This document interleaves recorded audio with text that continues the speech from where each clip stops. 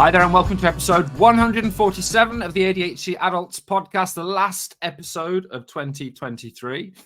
As it's an end-of-year special of sorts, we're dispensing with most of the usual nonsense to give us longer to reflect on the year and importantly answer some of the questions that you've sent in. As usual, I'm joined by Alex, whose face is now sadly back to normal. Alex, hi. A reminder that I didn't write anything for this bit because I had half an hour to do it. I'd spent the entire half an hour today Googling, is there a word for twilight, but in the morning? And after half an hour, I found out that it was morning twilight.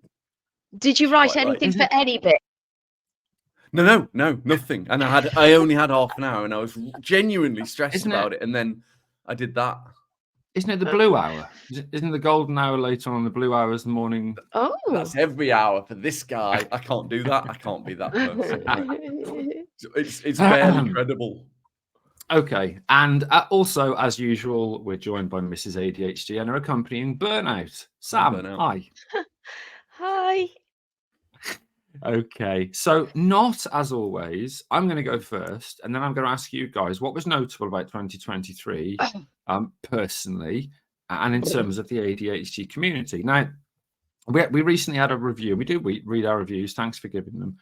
And we do like to kind of respond to feedback, and constructive feedback's always useful. And this one said that we're getting a bit moany. So I'm going to try and, I'm the moaniest one, obviously. I'm going to try and deliver this in a slightly more upbeat way. So 2023. Let's call it a bad year. Obviously, in January, it started off with my dad's funeral because he died on December the 11th, obviously. And I didn't really grieve him. Now, later on in the year, that came back to kick me in the arse because I had a mental health crisis. So I didn't mourn him. But immediately in January, we then had lots of dog shit journalism. If you remember those articles, things like, I'm not a doctor, but I can probably tell you you've got ADHD. That had a really bad impact on our community because lots of people started to have their friends, family members, and even partners saying to them, see, I told you didn't have ADHD. This, in my opinion, was some of the worst journalism ever. However, there were some good responses from other journalists, particularly people like Caroline Williams and other journalists who are a part of the ADHD community that fought back at this journalism, and that's a really good thing. Then we had that documentary, that piece of journalism, I suppose you could call it if you're mental, by the BBC on Panorama about ADHD diagnoses from private clinics. Now, I think personally that documentary has probably done more damage for the ADHD community than anything else that's almost ever happened, because we've had people struggling with shared care agreements, struggling to get acceptance of their diagnoses, even having shared care agreements stopped during the year because doctors have said, and we've seen the notes, I haven't seen the program, but I've heard it was quite bad. Personally, I then had to spend months dealing with this 7 days a week, trying to identify issues from the community and as part of my employment, which had a significant impact on my mental health. Later on, as I'm sure you're all aware, there was a medication crisis, and we're still in it, really. And lots of people either had to stop their medication entirely, change the medication that they were on during titration from one of the amphetamines to methylphenidate, for example, or try and eke out their tablets. So some days they took them and some days they didn't, while we're trying to get towards the end of the year. There are some positives, though. The little talks, I made every one of them, which is incredible, really, isn't it? 45 live talks, and I made... Very true, very true. There were lots of empty seats because people with ADHD often forget they've booked and because the talks aren't that good. But I made every one, and then if you include all the talks for companies and online events, again, which I made every one for, I think that's something that I should celebrate. Yes. Now, during the middle of the year, I had to leave my employment amidst said mental health crisis. And I had to start from scratch with no income, no clients, no money at all. Yeah. But actually, the positives of that are that I've now managed to meet so many people through coaching and get so many coaching hours in that I'm probably a better coach. I've hopefully got to help lots of people. And I think, therefore, that's a real positive that I should celebrate. Now, during the year, we paused the podcast, as most people are aware, and I think that's a cautionary tale of overcommitment, burnout, communication issues, and we really should have paused a little bit earlier and taken a break because we were all frazzled, weren't we, guys? Yes. Equally, we've seen the significant growth of the Discord community, which has been wonderful, and we've got to meet so many of those people. And I now feel like, although I've lost all my friends, I now feel like I've got this wider family of people who are kind of like friends who I don't really know, but who genuinely love me more than my previous friends, who I've lost all of, did. Finally, wait, all of. Well, yeah, well, colleagues. I'm more like a flag nut than a friend. No, let's be honest. You are. Listen, I've got you and Jack, and I've got Eric, and I don't see Eric sadly, but that's about Let it. him really. finish. And then finally, as much as I've had mental health crises and lots of suicidal ideation, I actually have managed to reflect a lot personally this year when we were talking about things like anhedonia and things about my physical and mental health. And I think I know myself better. So that for me is 2023, both in terms of my personal journey and the community. Alex, what about you?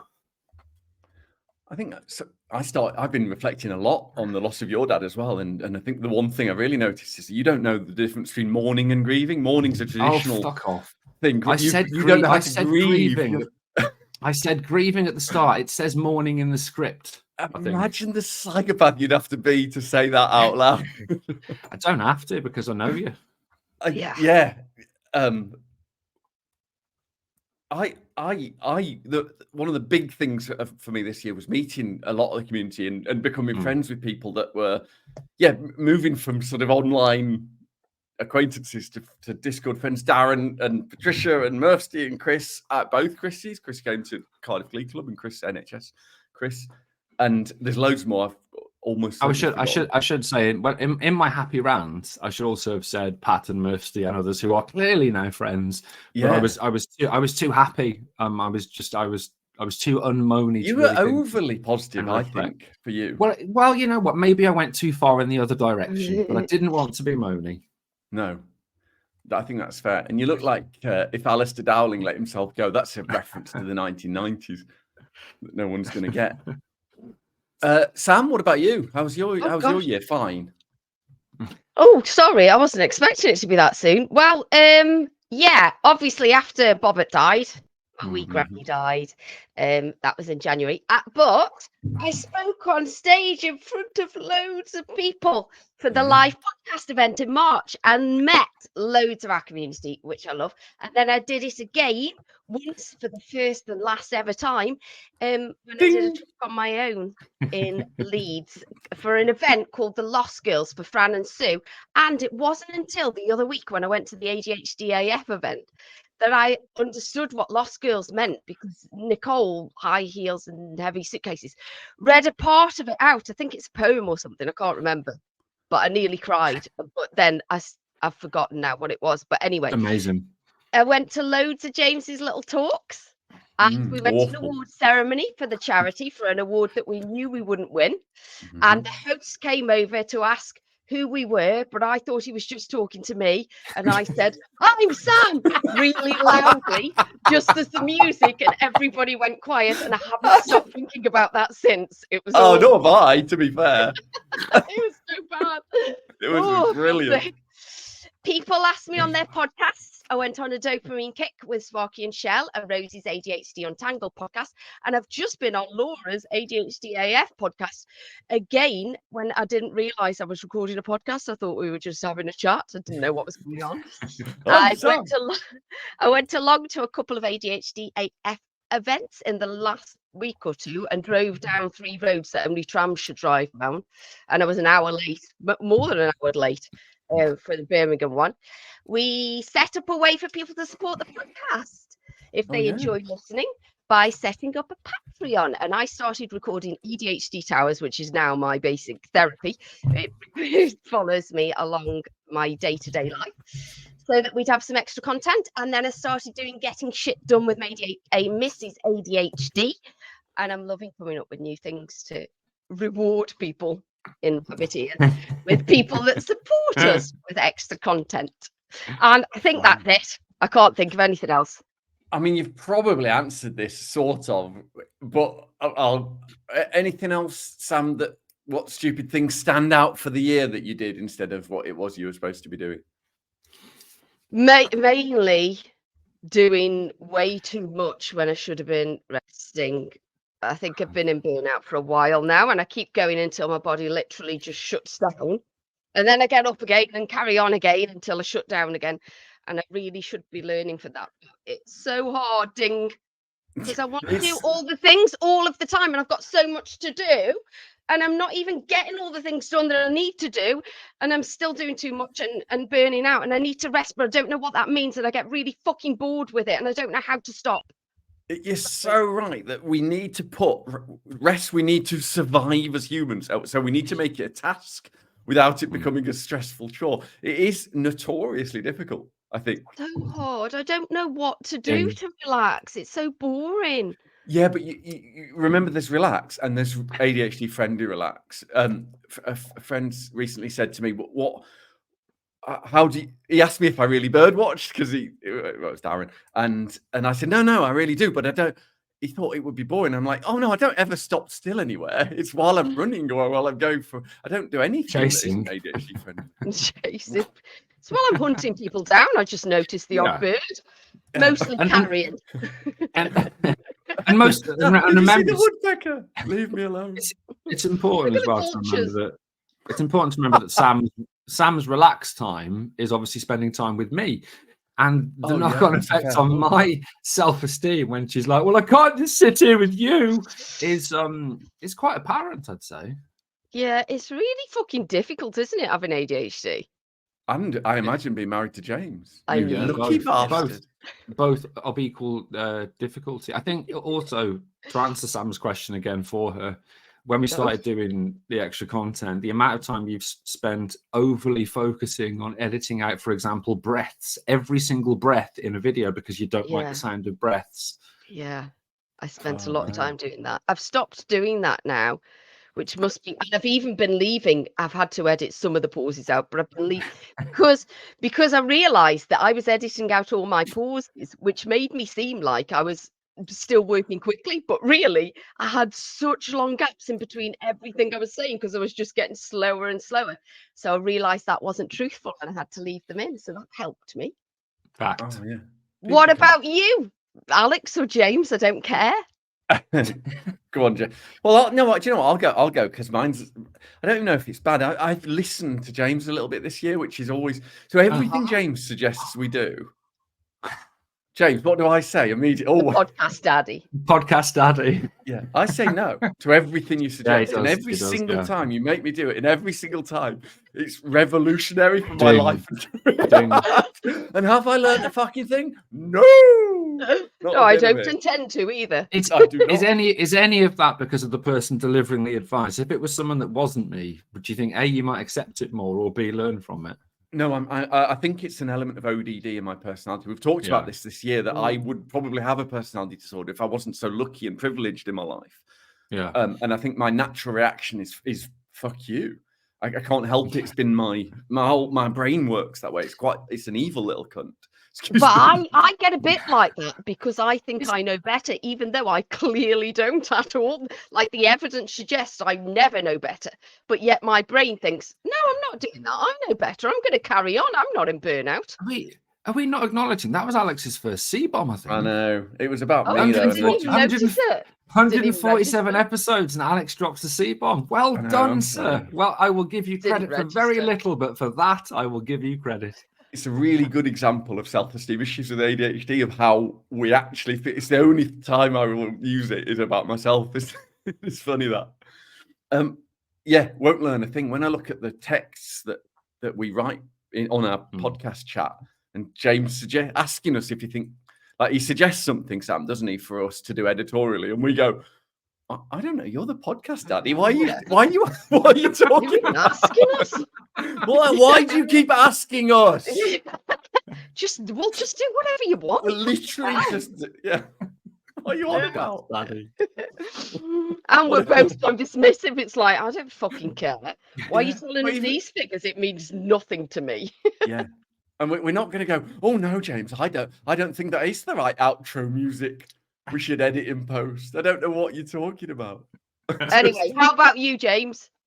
Had Alex finished first? Yeah. Because, it's been a long year. Yeah, it's even my bit as well to ask these questions, isn't it? Yeah, Look at it is. Oh, Yeah. is it? It's in blue there. Look blue on the writing. stretch Yeah, goals blue thing. writing. Yeah. Oh, right. Yeah. Yeah, sorry. Thanks What for about that, you, though. James? No, are you about to finish then, Sam? Jesus Christ! Ding! What about me? That was a good thing. Yeah, I was happy with that.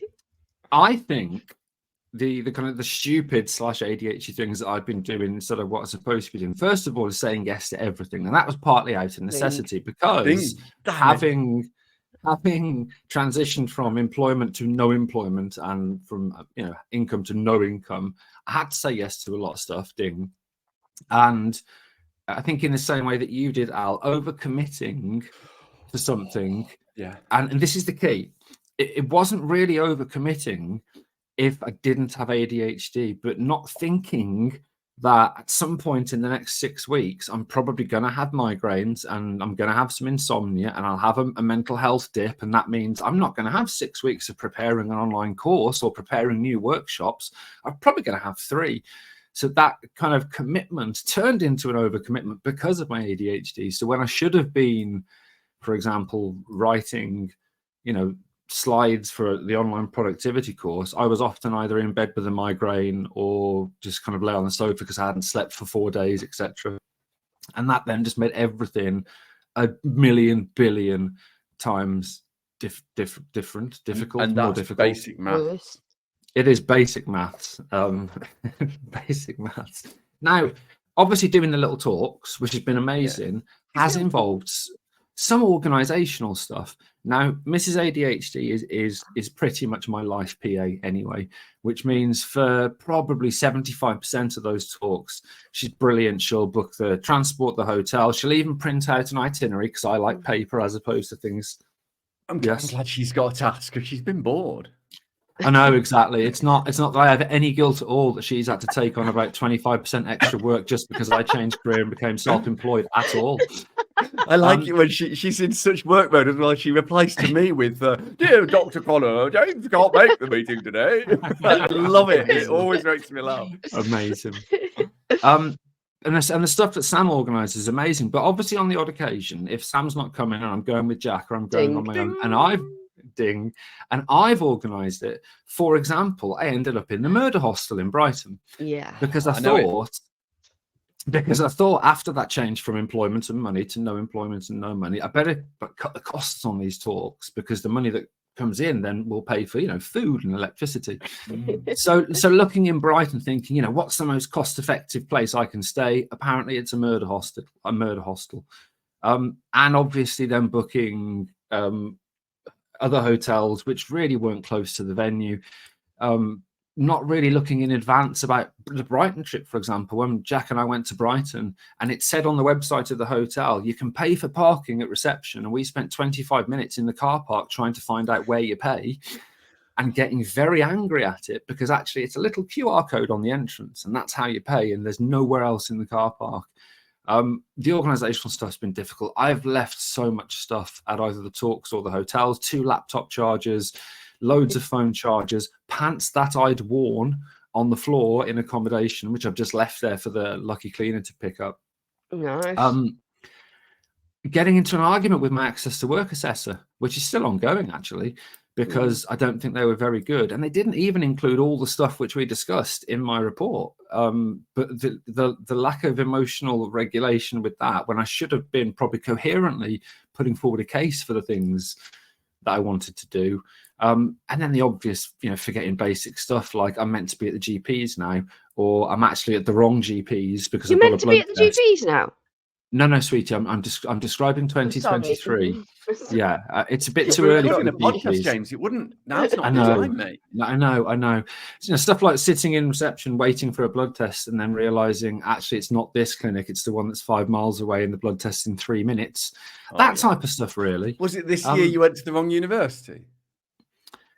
No, I didn't go to the wrong one. I luckily went to the right one, but just by sheer luck. I thought I was going to Brighton, But I actually went to Sussex because I got the Surrey and Sussex mixed up, I think. And luckily, just by mistake, went to the right one. Yeah. Amazing. Yeah. Amazing. So those were the things that stood out this year for me that were very ADHD infused. Lovely. Well, thanks for that, both. We're going to take a break and we'll be back in part 2 with questions and thoughts from the ADHD adults community. Thanks for that, both.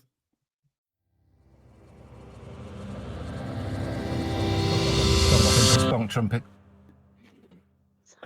Welcome back to part 2 of the ADHD adults' last ever, possibly Friday, maybe issue of the ADHD adults. We're taking questions from the community. It's a very special, nearly New Year's Eve, end of year show. We get the questions from forms. Thank you, James. On www.theadhdadults.uk. Boom. I'm going to read out a question. Are you ready? This one's from Claire. Hi, Claire. Thanks. Hi, Claire. It says, firstly, the podcast has quite literally changed my life. It can sometimes feel very lonely having this brain.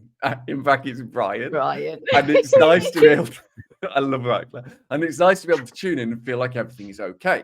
Thank you. Thank you. Yeah, no, thank you. My question's about Christmas. It's not really a topic, and I'm not sure if you could fit it in, but do you have any recommendations for Christmas gifts? You could fit it in, Sam, couldn't you? You could fit it in. Oh, God, here we go. Do I have to stop reading the letter so you can explain the joke? Sorry. So, no, we No, can't. we don't need to explain that joke. Never explain that joke. Do you have any recommendations for Christmas gifts for ADHDers? What would you like to receive as a thoughtful ADHD aware gift to lighten the load a little? Thank you again. Really hope you read this out. Well, we have, Claire. And it's, do you know what? It's a really good question. The first thing definitely to say is that when you've met one person with ADHD, you've met one person with ADHD. I'm not great at surprises. And I don't know if that's ADHD or not, but I've heard it a lot.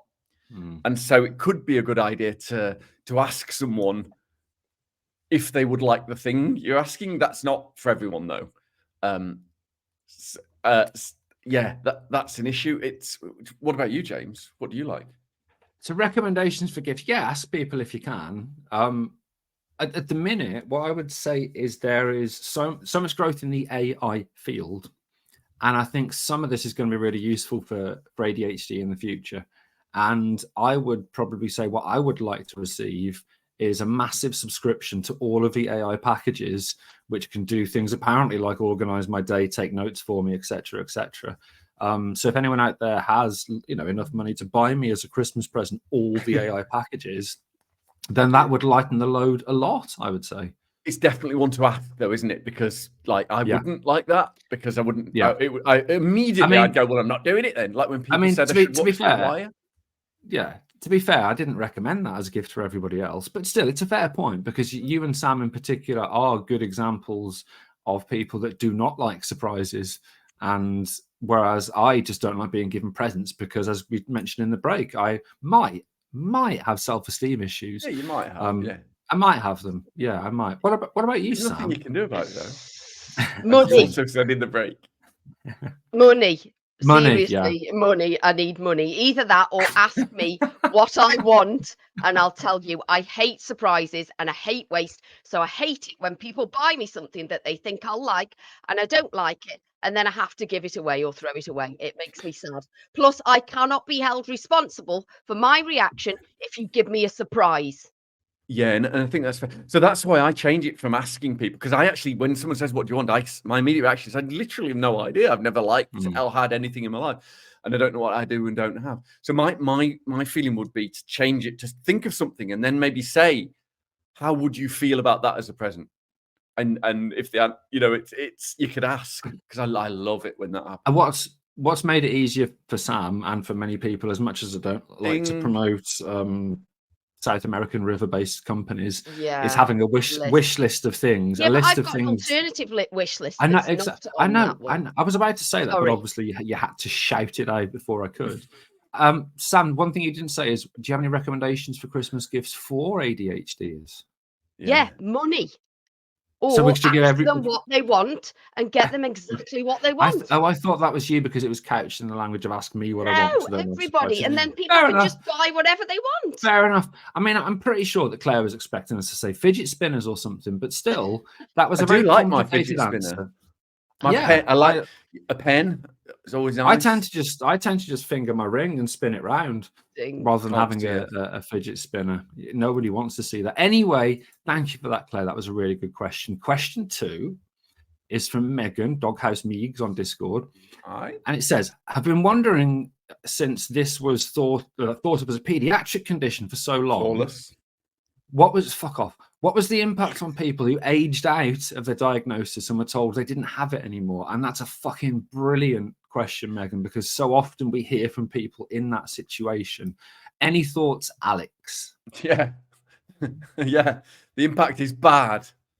That's the answer to that question. And it happens ages. And you automatically do as well. They don't automatically put you into the adult category. They don't automatically. And if you slip off the okay, I'm an adult now, I've got to do this on my own. I mean, that's hard for everybody, But for people with ADHD to organize that move from childhood to adulthood at 18, and we're developmentally delayed. I'm pretty sure I was 10 years from now before I ever became a real adult. So it's just notoriously difficult. And then to just kick you off the list is inhuman. And I think it's ableist. And it leads to more suicide, more self-harm, more accidents, less money, less employment, less access to higher education. Keep it light, mate. But of course, it's also a superpower, so you'll be fine. Yeah, exactly. I can give my thoughts now if you want, mate. You don't have to pass it on to somebody. Yeah, I think we've done it, didn't we? I think no, carry on, James. No, go on, please, James. What I would say is currently in the UK, because obviously we do have international listeners. Hello, Australia.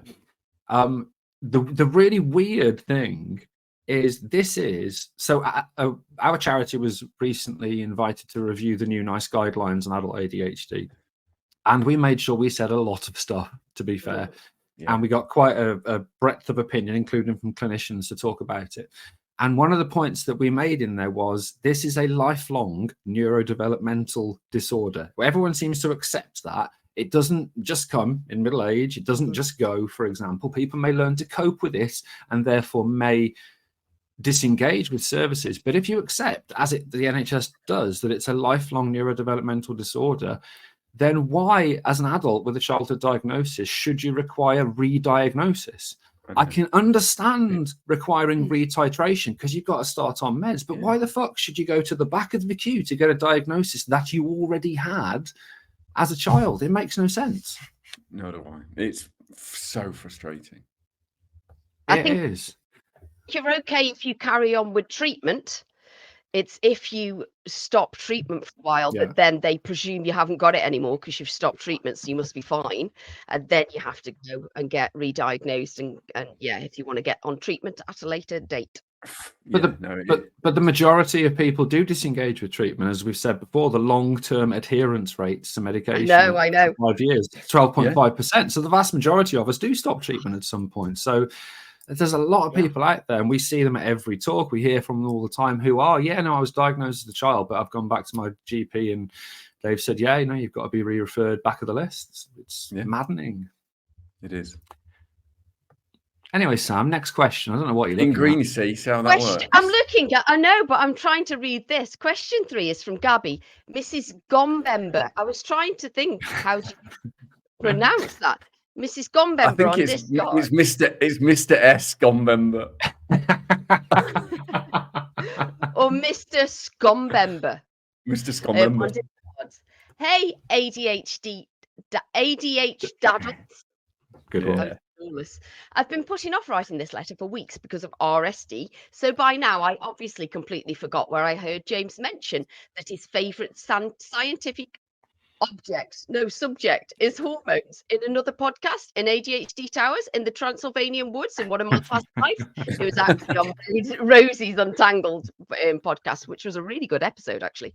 So my question is, how do hormones, especially female hormones, impact brain functioning, and how does that effect differ in phases, different phases of the menstrual cycle, and coupled with the thing, TM, it would be marvelous if you guys could recommend me some trustworthy papers on the subject, as there is so many of them online. It's overwhelming for someone only getting familiar with the subjects. Keep up the objectively not funny jokes and the annoyance of James. You fuckers lighten my days and teach me self-acceptance, blah, blah, blah. Nice touch. Little by little. Love you guys. Gabby from Hungary. There were a few things I wanted to say there, and then I lost them all as we went through. Oh, first of all, people ask me all the time for papers, because you guys, obviously, when you write the script, put them in there. And I send them to people, but obviously they're not really accessible for No, they're really not. people. I can only read them. James has taught me how. What we do have is focusmag.uk, where a lot of those papers are kind of rewritten in articles, and we will start to increase the number of those articles on there. So a lot of the stuff we talk about you can find in an accessible form. Well, let me get you, James, as they did ask about you, to answer that first. Okay, I'll have a go, and I'm sure Alex, because he used to be vaguely involved in science at some point in his career, not very well, will probably have an answer as well. The weird thing is, the answer is almost certainly yes. If you look at the mass of anecdotal evidence of how symptoms get worse with the 3 M's, menarche, menstruation, menopause, but also after childbirth, when estrogen levels tend to wobble, then the answer is almost certainly yes.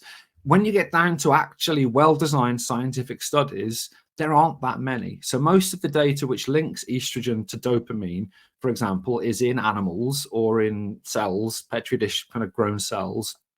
When you look in people, there are a few studies and there is conflicting data. And again, it's often because some of the studies are shit, poorly designed, underpowered, I assume don't have enough people, and therefore what I would say is almost certainly, when you combine that kind of basic science data with what is out there in terms of the experience of women in those periods of time, the 3 M's, then definitely ADHD symptoms appear to get worse related to female sex hormones and how they change during the female lifespan. There are a couple of papers which, if you really like scientific papers, you might want to look at. So there's one by Kamara et al., and that's relationship between sex hormones, reproductive stages, and ADHD, a systematic review. And another one by Antonio et al., and that is ADHD symptoms in females of childhood, adolescence, reproductive, and menopause period. But like I say, they often will point out that it's likely, but the science isn't great.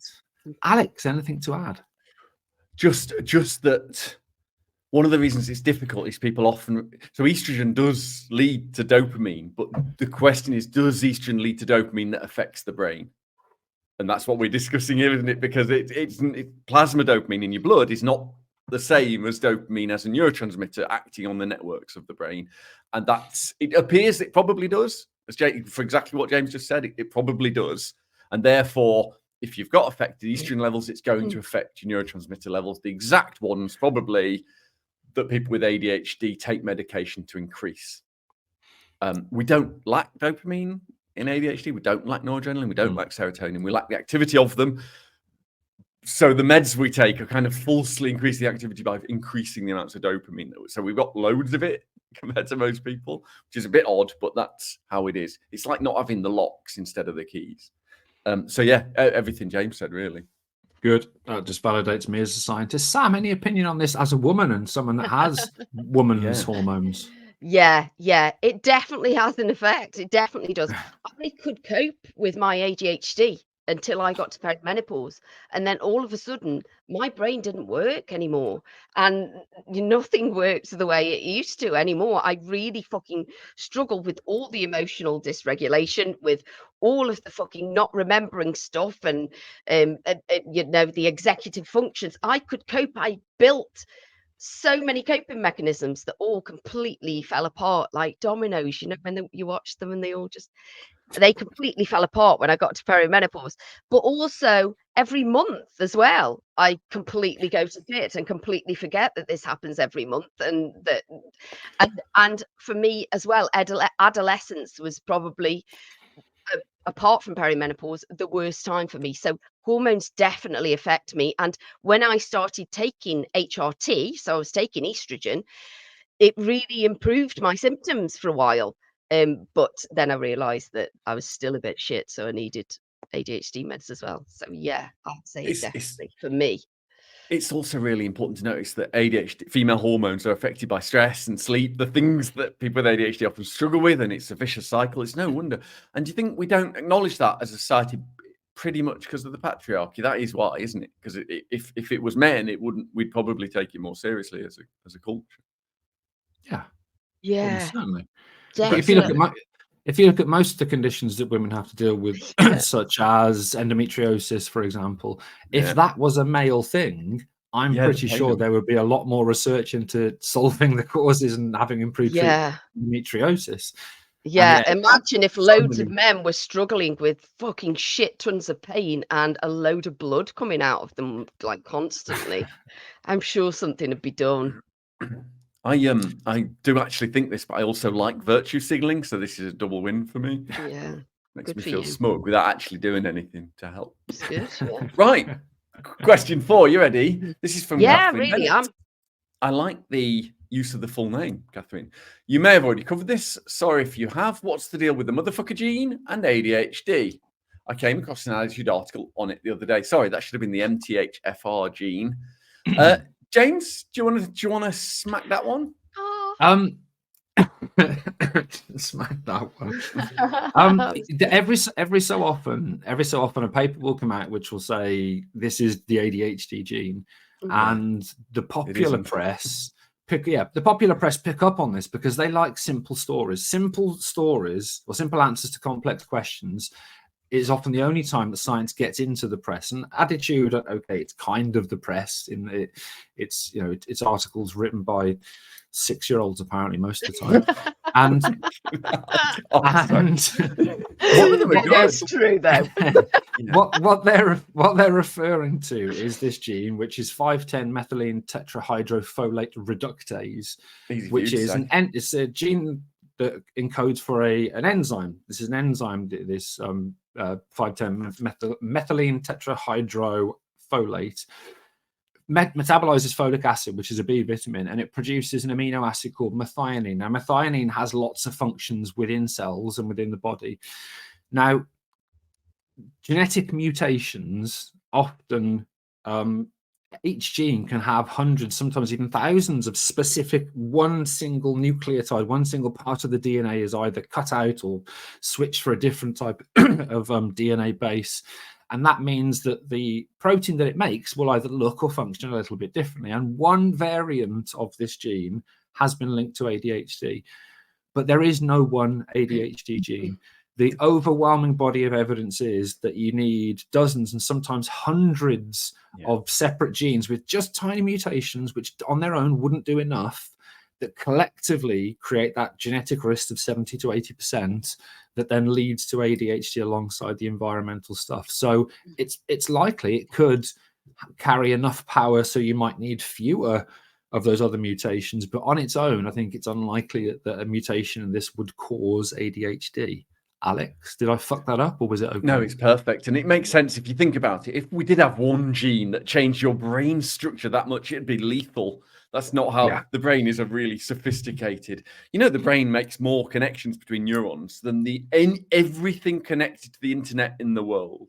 It is an unbelievably complex machine. And so any change that was that big would just be lethal. Have you written that down somewhere recently, Alex? That fact is that why it's sprung to mind?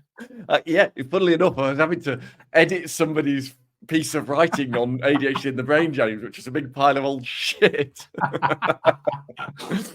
Amazing. But it really shocked me the number of, and I'm talking hundreds, if not thousands of times more connections than everything connected to the internet. It's vast. And so it's fairly obvious that a really tiny thing that affects the brain, we could have 100 of those and still be relatively within normal parameters. But when you've got ADHD, you've got so many of them, you're not anymore. You're at the extreme levels of these quite healthy impulsivity and hyperactivity and attention. They're healthy, but to have them at the levels that we have is not so healthy, and that's why loads of genes come together to make our particular brand of crazy. You can't say that. I regret it. Sam, any thoughts on genetics? No. I haven't got a fucking clue. But I do know some things now. But remember, you had your genes analysed like I did. No, I think it was 46 ADHD related mutations and 70 odd bipolar ones. I don't know if you can remember how many ADHD related mutations. I've got no clue. I know we'll have a Neanderthal and like my family are all super Neanderthals. When you 83% Neanderthal. Fuck off, Alex. It was 8% though. And you can if you look at her face, that's the 8%, really, isn't it? It's all brow. It's 8% brow. Anyway, moving on to question 5. Question 5 is from Bowie, in brackets, Bo pronounced like the head of a ship. Actually, it's just Ryan, it says. Yo, yo, yo. Nice hello for James. Bow, James. Bow like the head of a ship. The bow. Oh, bow, of the ship. Is it? Yeah. Bowie. Bowie. Did I say Bow? Well, I fucked that. Well, obviously it is. Well, it is I would Bowie. have said Bow, like the head of I a don't, ship. but it is bow of a ship. He's right. So I've screwed that up. Oh, but so we'll leave it's it in. not Bow. Oh, obviously. Apologies, Ryan. Bowie. See, I'm Ryan. It's just Ryan. Right, Ryan. Yo, yo, yo. Nice hello for James, in brackets. I finally went to the doctor in New Zealand to discuss ADHD today. Well done, Ryan. I felt like they didn't really understand the issue. And when I talked about disorganization, they joked that it was a male thing. I left feeling like a stupid fraud. I've been thinking all day about two things. Firstly, am I a fraud? From your experience, did you personally know definitively prior to a diagnosis that ADHD was the cause, or was there self-doubt? Do people report a pre-diagnosis limbo? Am I psychologically more likely to say yes to a self-reported questionnaire if I think ADHD is an issue, i.e., do people unwittingly over-egg their scores? Secondly, I actually think it's fifthly, I feel that my issues are more prevalent recently. Is this a reported issue that signs become more pronounced with age? I'm 39, bloody youngster, Ryan. Sorry if you've answered these questions. I'm a new listener and only up to episode 40. Thanks for that, Ryan. Who wants to make a start? Sam. Wow. I mean, all of that. We have all felt that and still do. I'm sorry to report that even after you get diagnosed, you still doubt it. You still think, am I a fraud? You still think, did I over-egg the questions? Am I over-exaggerating this? And yeah, it just never gets easier. But why? Just ask yourself, why would you want to have this? Like why would you want to have this label or to say that this thing is wrong with you? Why would you want to? Yeah, because it's a superpower. Yeah. What about that, Sam? Because then you're definitely going to be a famous comedian. Yeah, but yeah, this doesn't go away, unfortunately. I'm sorry about that. What about you, James? So I'm a bit odd, obviously, in that because I had a long lead in, because Alex, when he phoned me up, whenever it was 10 years ago, telling me I was more ADHD than he was, I had right though, wasn't I? You fucking were, yeah. I'd spent some time obviously reading about it. Then my lovely friend Eric, it became obvious to me that he was struggling and had ADHD. So I wouldn't say I helped him, but we chatted about it and he got a diagnosis. So I was very aware, finally, after two fellow academics and friends had got diagnosed, what it was. So when I sought a diagnosis, and this is often my approach with any medical interaction because I do all the research first, I was 100% happy that I had ADHD. Well, not happy, but in full knowledge that it was definitely ADHD. And I was just waiting for the psychiatrist to say, yes, you've got ADHD. Never a second of doubt. Hasn't been a second of doubt since, because when I looked at the whole package, not just the diagnostic symptoms, the non-diagnostic stuff. Yes, good one. It just, hello. It just felt, for me, it just felt completely authentic. It was obvious, to be fair. So I didn't have, and I also didn't have that long pre-diagnosis limbo because I went private, because I had one of those mental health crises at Christmas a couple of years ago. And yes, And I was at the point, staring at the wall, thinking about the lack of future I've got. And that's when I realized I had to go private. So I only had less than a kind of 6-week lead in from deciding I'm going to seek a diagnosis and getting it. The last bit I think is interesting, and I might leave this to you, Al, the psychologically more likely to say yes. It's hospital pass, obviously. No, it's not. Self-reported questions. But Alex, your feelings, thoughts, comments.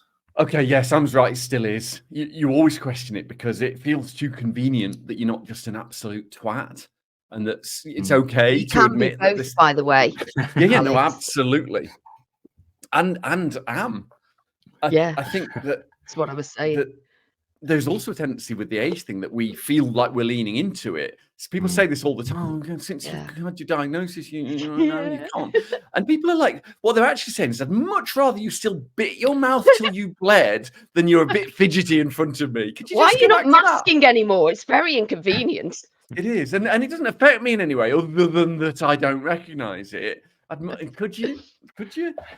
So what the psychological evidence says about the age thing is that it doesn't get better or worse as you get older, but it does change and the manifestations change. So it might be that you're noticing different presentations of the symptoms. It can get worse. It could also get better. It could get different. So it's a very idiosyncratic thing, Ryan. But part of that as well, this is really important, is kind of around diagnosis, we do unmask a bit. Once we start to accept it might be that we've got the thing. And the other thing is, most of us spend all of our lives not knowing what ADHD is. And once you actually know what it is, you tend to spot the things that you do. And therefore you feel like it's happening more. Whereas in the past, you just think, oh God, I've lost my phone again. Whereas now that would be framed in, oh God, I keep losing my phone. I've got ADHD. So often that thing's getting worse is that we unmask a bit and we notice those symptoms more. Can I say something slightly controversial as well? Most people I meet, including me, sometimes early in their ADHD journey, at some point starts to think everything about them is ADHD and all ADHD is them, and that goes away with experience. But I remember thinking, well, everybody must be a PhD student. It's ridiculous what I used to think, and it takes a little while to sort of tease out. You never really get there, but tease out what is you. And what is an effect of your ADHD and where ADHD is personality. It's all quite complicated. Female-male thing is, I really, really think that in society, we think that men are biologically, neurologically different to women other than genitalia, and they're not. There's no evidence for that. And this idea that there are male traits and female traits other than those because of the masculine culture we're in, it's a load of old crap. I think we often assign some autistic traits to men. Oh, that's a boy thing, isn't it? Being obsessed with traits. No, it's not. There's lots of girls who have special interests. There's lots of boys that have special interests. It's more common in people who are autistic. It's the same with ADHD. Well, their disorganization. Women aren't allowed to be disorganized. They're beaten for it. That's why you don't see it as much, because it's fucking awful. It's just nonsense. I've always had more female friends. I've been more connected to femininity, I think, than masculine. I've never been good at that side of thing, despite James, and I quote, my therapist calling me a wild stallion. Do you remember? Yeah, you tell us every episode. Yeah, I texted to James once a week. Remember. Bollocks. Absolute rubbish. What about the psychologically more likely to say yes to a self-report? The thing that I would say before I give Alex a chance to add to this is, remember, it's a shit test. So even when you're filling in just the ASRS, the short test, for example, there's no context. So it's saying the first diagnostic criteria for inattentiveness is making careless mistakes or lacking attention to detail. Yeah. And do you do this? Never, rarely, sometimes, often, very often. Well, what's often and very often? Compared to is it daily? Is it multiple times a day? Is it? It's subjective. Very often for one person is different to very often for another. It's such a shit test. And what's careless? I'm taking a lot of care. I'm still doing it. Is that careless? Yeah. They're bad questions. I think as well. It's sorry. No, go on. It's metacognition, isn't it? We're not very good at knowing these things, and we could answer it completely differently on each day of the week, depending on how we're feeling. Or if I answered it one after, like directly after another, I'd probably give completely different answers. It wouldn't. I don't think it would be completely different, but it wouldn't be exact. What people remember, the test is designed to over positive.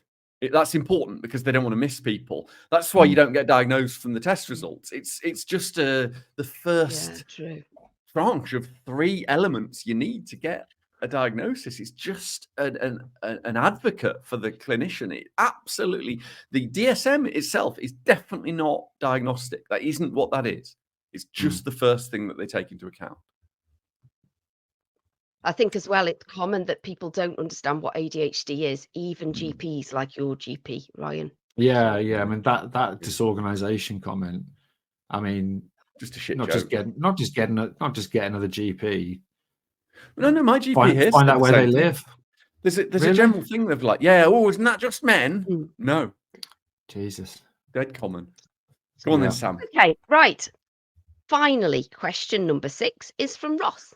Hello there. I had an ADHD coaching session last week, and the coach recommended that I do a course of Safe and Sound Protocol, SSP, before I start my coaching.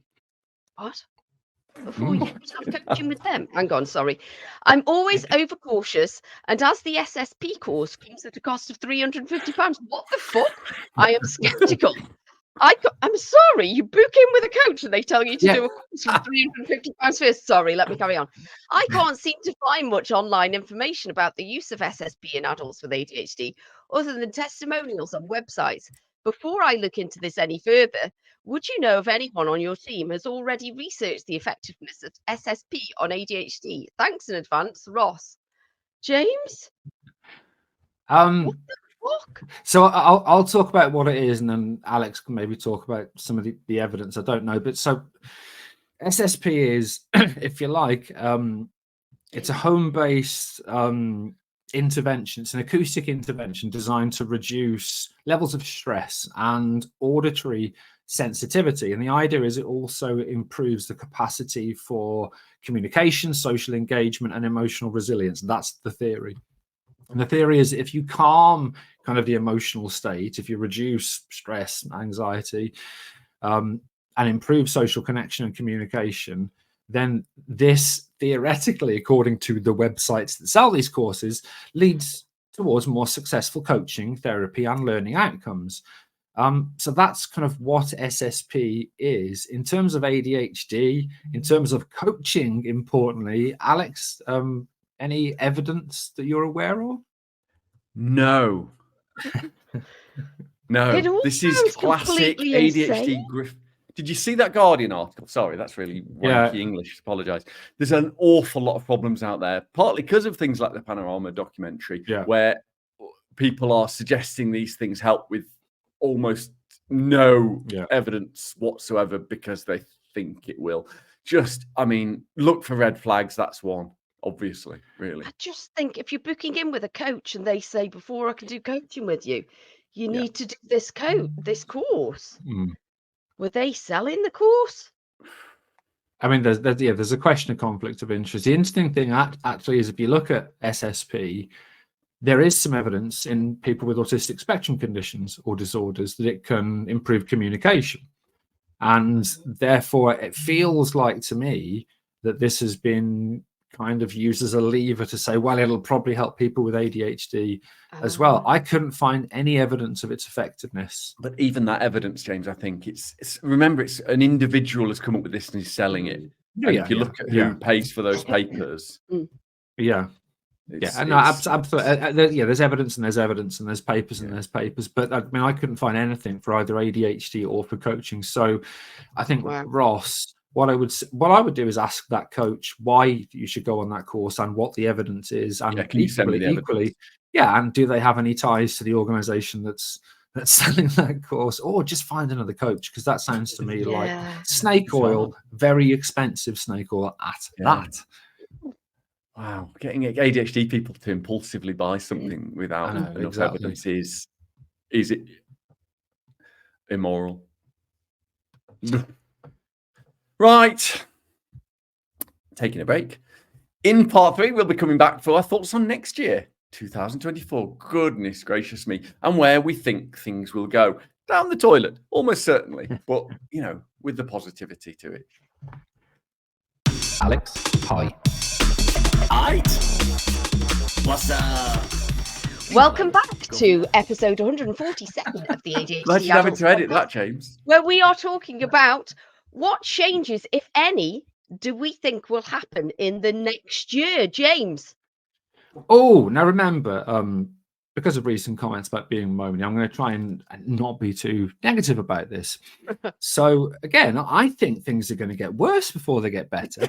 I think that as more and more people understandably start to accept they might have ADHD and they might learn from podcasts or talks or TikTok, and then they look for that help, that means the supply and demand issue, both in the NHS and through Right to Choose and for medication, is going to come under threat.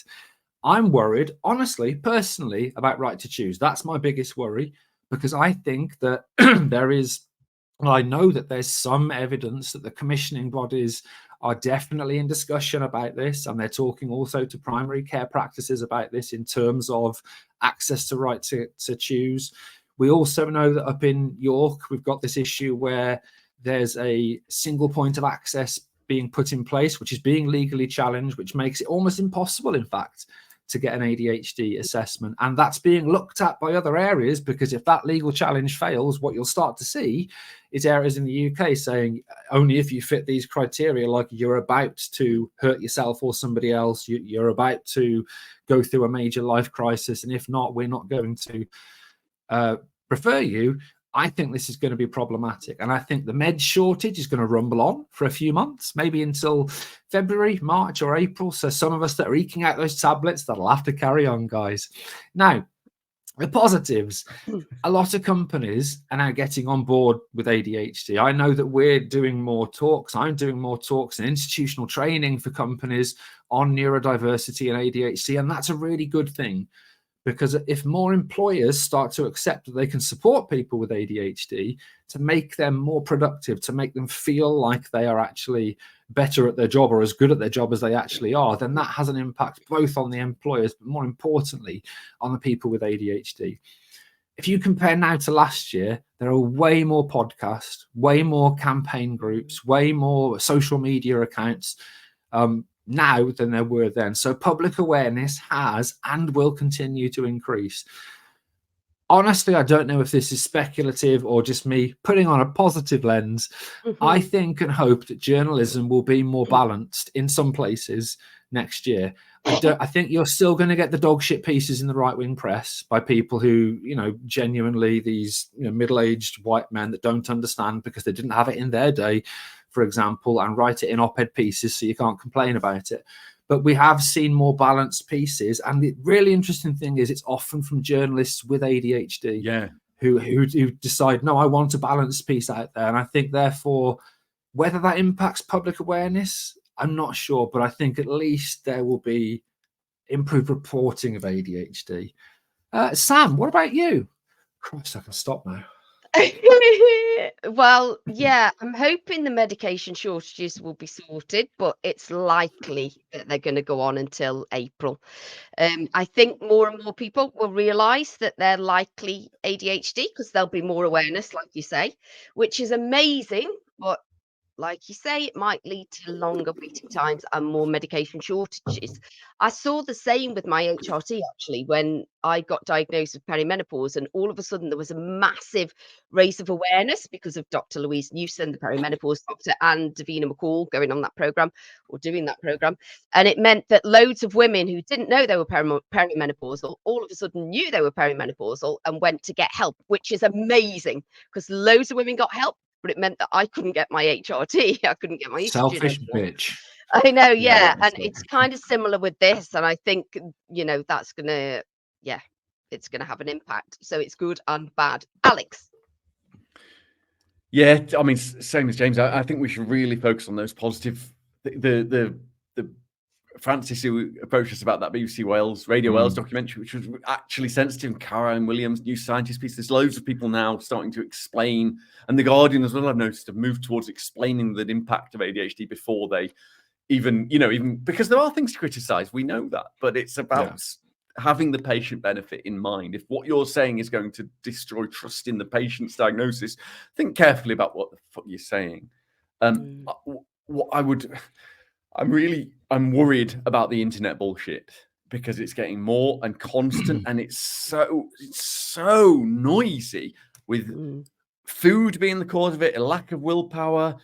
Loads of people saying ADHD is because I'm quick thinking, I'm able to make connections quicker, I'm more creative, and that's not it. That's not the thing. It isn't. There's no evidence for that, really, and it's so frustrating because you've got privileged people with highly intelligent think that their personality and their look is ADHD. We process on average less quickly, not more.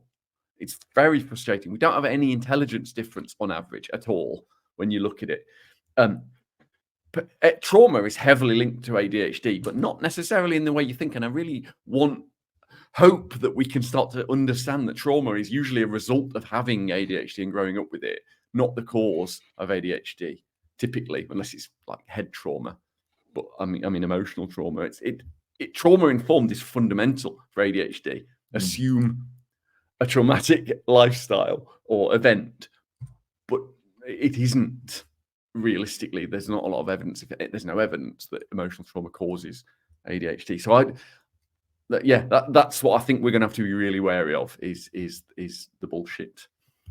What would you like to see, though? That's the question. Sam, what changes would you like to see next year? What's the big one for you, or two, whatever? I'd like to see increased support so that medication isn't the only thing that's offered when you're diagnosed. I'd love to get ADHD on the political agenda so that we can get some actual positive change. It's something we really want the charity to get involved with in the future, but we need to sort our shit out and get more volunteers on board and but we really want to start campaigning on to affect a political change at some point. I'd like waiting lists for diagnosis to be reduced and for there to be more right to choose providers, although I realise that right to choose is in the crosshairs at the minute. Is that what it's called? Crosshairs? Yeah. I'd like there to be some actual positive, wide-reaching press coverage for more commercial companies to train their managers in how to support people that are neurodivergent. I'd love to say to a stranger that I've got ADHD and then for them to actually know what that means. That would be amazing. What about when they go, no, you haven't?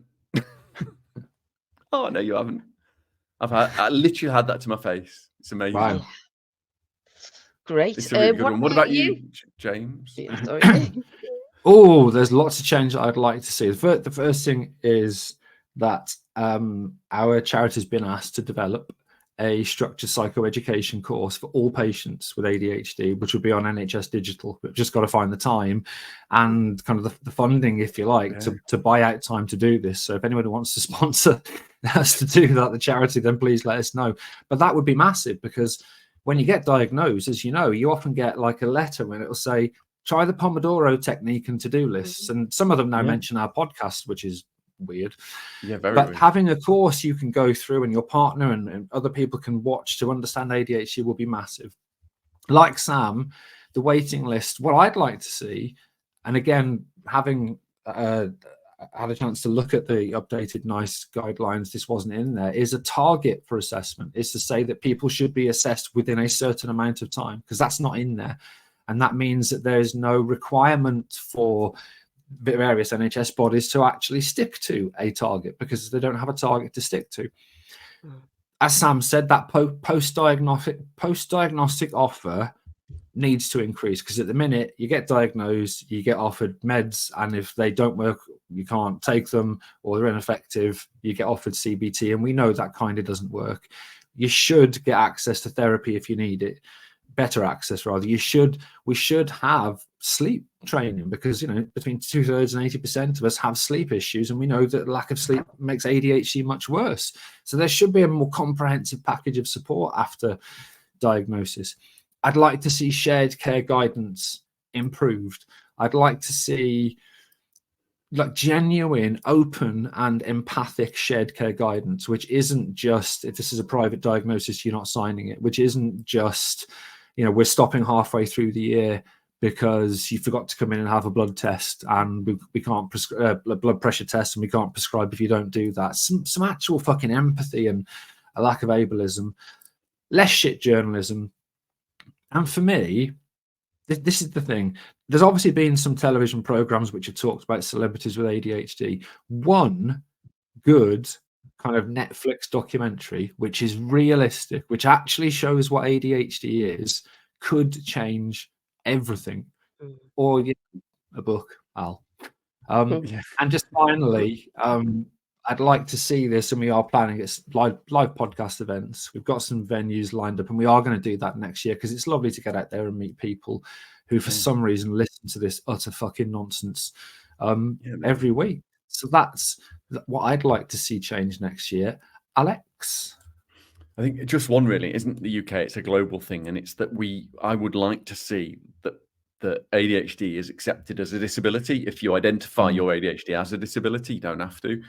That is normal. I hear so many comments of people who wouldn't dream of telling someone they had a disability or even using that phrase, even though it's disabling for them, which tells you a lot, really. This idea of hidden disabilities. When we were at the what was the awards we went to that I didn't enjoy? The National Diversity Awards or something. Yeah, NDAs. and when they talked about disability, the comment from the host was yeah, because I've been at the Paralympics and you know that's important, but we already feel fraudulent. We know we can walk, but it is a neurodevelopmental disorder. It is if you identify it as such, it is a disability if that's what you call it, and I do. And I would really like to see that accepted. I heard recently from someone I know that their partner said to them, "Can you stop referring to your ADHD as a disability? It's offensive for people who are actually disabled." Oh, I know, and I get it because I feel it too because of internalized stigma about my own. Because you know we don't deserve it, do we? So that's what I'd like to change, please. Bit of awareness of hidden disabilities, not just ADHD, but all of them. Well done, Al. Right, that was episode 147 of the ADHD Adults, and it was the last ever Friday extra edition of the ADHD Adults podcast that we do bi-monthly, bi-weekly, or sometimes, I don't know, of 2023. If you like this nonsense and want to get involved in 2024, contact us using the forms on our podcast website, which is www.theadhdadults.uk. Have a lovely New Year's Eve and that. Bye. bye. Bye-bye. Trigger warning, klaxon, klaxon, klaxon, klaxon, klaxon, big klaxon.